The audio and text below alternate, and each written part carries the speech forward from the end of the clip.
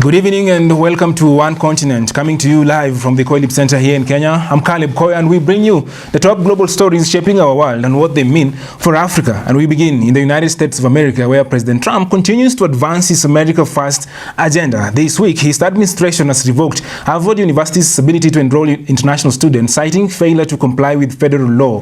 Homeland Security Secretary Kristi Noem announced the move, warning that it should serve as a message to all U.S. universities. Now, Harvard calls this action unlawful, saying that it actually threatens the futures of over 6,700 international students and undermines their academic freedom. Now, how is this move likely to affect African students, and what could it mean for the future of higher education across the African continent?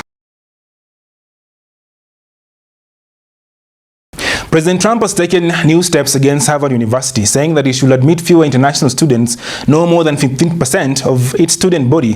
Right now, about 27% of Harvard students come from outside the U.S. This comes after the government tried to stop Harvard from enrolling any new international students, a move that was actually blocked by a judge. The administration is also making it very hard for foreign students to get visas, checking their social media, and even planning to cancel visas for some Chinese students. President Trump and his team say that they want to protect American sports in universities and stop what they call un-American ideas on campus. This is causing real concern for African students specifically, because more than 400,000 African students were studying in the US by 2023, and many saw Harvard as a symbol of freedom, learning, and opportunity. But with growing political pressures on colleges, stricter visa rule, and questions about who is welcome, students are now very much worried. Some feel targeted or unwelcome. Harvard has said that it will keep standing up for its students, but the US is starting to lose its image as the best place in the world to study.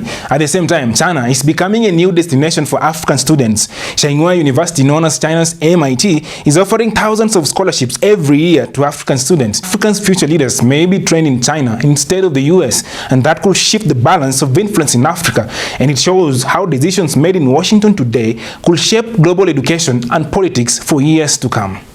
Now, President Donald Trump's acting Assistant Secretary of State for African Affairs, Troy Fitrell, testified this week before the Senate on the U.S. evolving African strategy. In his first official appearance, the former ambassador to Guinea addressed concerns over China's malign influence in Africa, with much of the discussion centered on the U.S. challenges in competing commercially with Beijing. Fitrell also elaborated on the 6-point plan to boost U.S. trade and investment in Africa, which he unveiled last month at the U.S. Chamber of Commerce event held at the sidelines of the African CEO Forum in Abidjan. Troy Fitrell, the acting Assistant Secretary of State for African Affairs and former U.S. Ambassador to Guinea, detailed a 6-point strategy to strengthen U.S. trade and investment in Africa during his Senate testimony.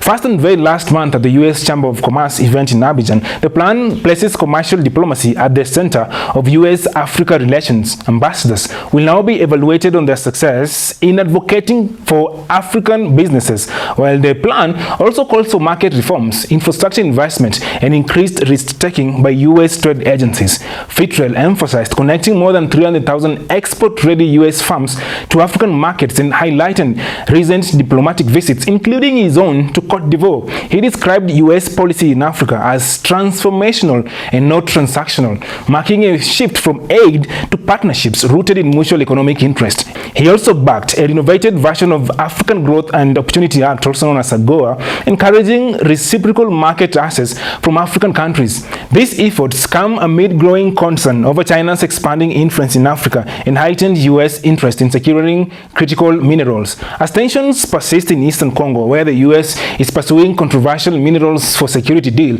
lawmakers are actually advancing the ORE Act to reduce reliance on Chinese resources. Meanwhile, Secretary of State Marco Rubio has also proposed a State Department reshuffle that preserves the Bureau of African Affairs and expands the scope of economic and digital policy leadership. Ukrainian President Volodymyr Zelensky has concluded a landmark visit to South Africa, marking an end to once strained relations.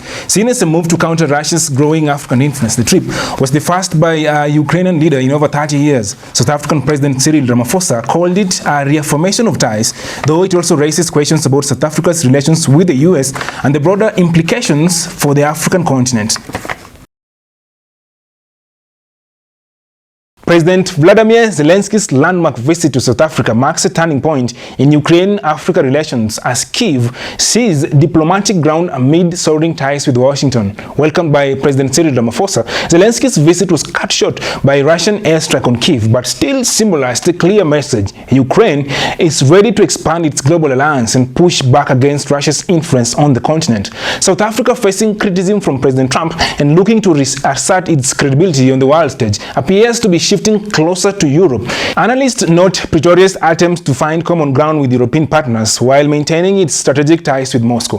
Ramaphosa, who invited Zelensky in February, emphasized South Africa's desire to be part of broader peace efforts, speaking to both Putin and Zelensky within days of each other. Zelensky, on his part, aims to grow Ukraine's standing in Africa and is reportedly hoping for an invitation to the G20 summit in Johannesburg. The European Union has welcomed South Africa's evolving role, calling Zelensky's visit a positive step towards peace.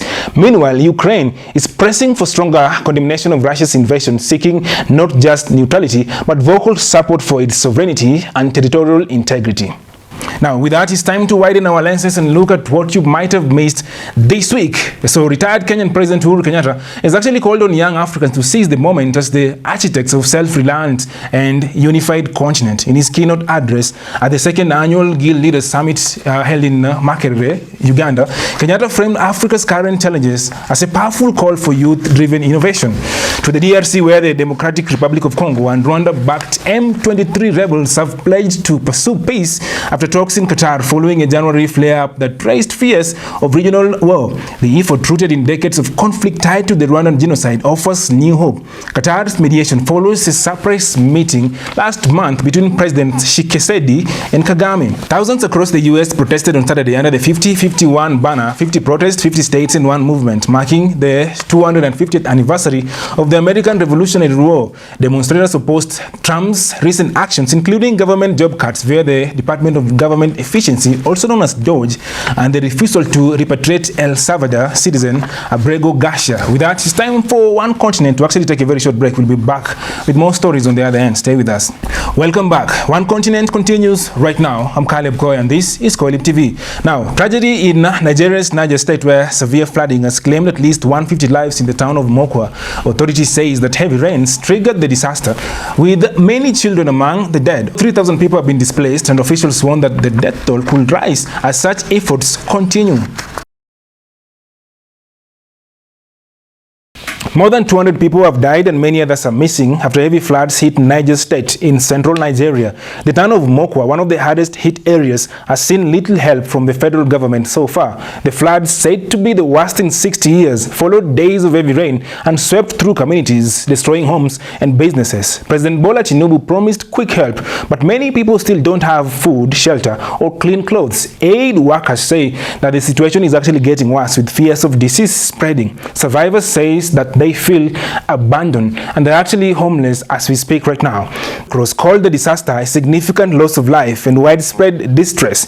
There's also anger over $10 million World Bank grant that was supposed to help prevent flooding in Mokwa. 6 months ago, the state governor said that the money will be used for flood protection, but now people are questioning what happened to it. The floods have damaged roads, slowed trade, and hurt the local economy. Experts now say that poor drainage, blocked waterways, and buildings in flood zones make things worse during Nigeria's rainy season. Now, Nigeria has become the world's most dangerous country in which to give birth, according to alarming new data from the United Nations. The BBC reports that based on 2023 estimates, 1 in every 100 Nigerian women dies during labor or shortly after childbirth. That's the highest maternal mortality rate globally. Even more staggering, Nigeria accounts for 29% of all maternal deaths worldwide, with 75,000 women dying in childbirth every year. That's roughly 1 death every 7 minutes. So what's behind these tragic numbers? Take a look. Nigeria faces a maternal health crisis, with thousands of women dying during childbirth each year, most from preventable causes. The country struggles with poor healthcare facilities, a severe shortage of doctors and nurses, high treatment costs, and cultural barriers that discourages women from seeking hospital care. Take the case of Nafisa Salahu from Kano State, who went into labor during a doctor's strike. Despite being in the hospital, she waited 3 days without expert care before a doctor performed a life-saving cesarean. Tragically, her baby did not survive. Nafisa's story highlights the dangers many women face in Nigeria, with only 5% of its budget spent on health, far below the 15% target. The government has launched initiatives aimed at improving maternal care across 33 states. But experts warn more funding and better healthcare access are urgently needed to reduce the staggering toll of 200 maternal deaths every day. From Nigeria, we come to the end of the broadcast this week. On behalf of everyone involved in this production, thank you so much for watching the show. I'm Caleb Koyo. Take care.